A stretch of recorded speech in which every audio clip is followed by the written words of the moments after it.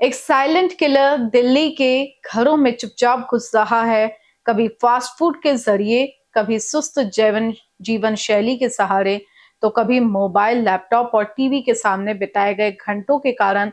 मोटापा एक शारीरिक स्थिति जो हमें सोचने पर मजबूर कर रही है, लेकिन नियंत्रित करना मुश्किल हो गया है। आंकड़ों के अनुसार दिल्ली एनसीआर में करीब 81% लोग मोटापे या अधिक वजन से ग्रस्त हैं। इस बढ़ती समस्या को ध्यान में रखते हुए एमएएसएसएच हॉस्पिटल ने वर्ल्ड ओबेसिटी डे के अवसर पर एक प्रेस कॉन्फ्रेंस आयोजित की।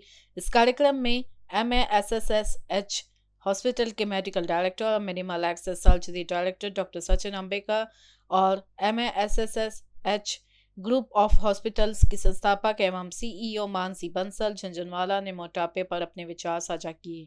डॉक्टर सचिन आंबेकर ने कहा, मोटापा सिर्फ सौंदर्य से जुड़ी समस्या नहीं बल्कि यह एक गंभीर समस्या कंडीशन है जो डायबिटीज, हाई ब्लड प्रेशर, हृदय रोग और यहाँ तक कि विभिन्न प्रकार के कैंसर का भी कारण बन सकती है।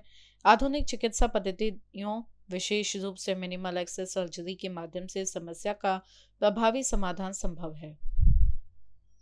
उन्होंने बताया कि ब्लूनिंग, यूडी, लैप्रोस्कोपिक वर्टिकल स्लीव गैस्ट्रोटॉमी, यूडी मिनी गैस्ट्रिक बाईपास और 3D laparoscopic locks and y gastric bypass जैसी उन्नत वेट लॉस सर्जरी तकनीकें उपलब्ध हैं। तो बेसिकली मैं अभी भी बोल रहा हूँ कि ओबेसिटी या मोटापा is one of the silent killers in the world today.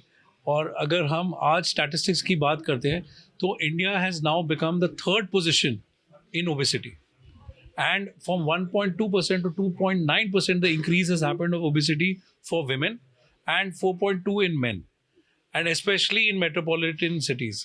ज़्यादातर अगर हम आजकल डाइटिंग की बात करते हैं, इंटरमिटेंट डाइटिंग, कीटो डाइटिंग, ये सारी चीज़ें एक हद तक ठीक है, बट जब ये रेलेवेंस ना रहे तो ये डेंजर सिग्नल बन जाता है जिसमें आप अगर ओबीस हैं तो और ज़्यादा प्रॉब्लम्स हो जाती हैं। And not hurting any kind of religious sentiments, लेकिन जब हम रमज़ान या हम अपने हिंदूज़ में भी हम फास्ट रखते हैं काफ़ी तरह से, लेकिन जो लास्ट का जो खाना होता है फास्ट के बाद, जब हम बहुत ज़्यादा बिंज ईट करते हैं क्योंकि you are going to eat, you are hungry, तो उसमें अगर किसी का बेसल मेटाबॉलिक रेट कम है, it will turn into some kind of unhealthy desirable reason for causing obesity. So I think consciously आज अगर हम देखें, we should not look into the West because West is looking to India. They are more into yogas. They are become vegetarians. They are not having processed foods. The chain of uh, fast food joints is the highest today in India and Asia.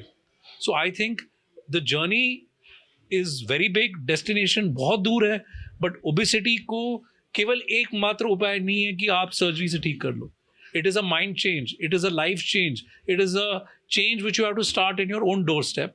And obviously with माननीय हमारे जो प्रधानमंत्री हैं मोदी जी, उन्होंने बताया कि तेल को कम करें, lifestyle.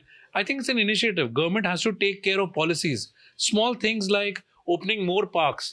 If you put a tax of entering into central Delhi or CP more in your mobile, in your automobile, then people will come by cycle, will come by other things, by other like which is happening in Denmark. खाना तो balanced होना चाहिए. Every meal should be a balanced meal. पोषण mission जो बोले हैं, जो पोषण कंट्रोल है, ना ज़्यादा खाइए ना कम खाइए, टाइम पे खाएंगे.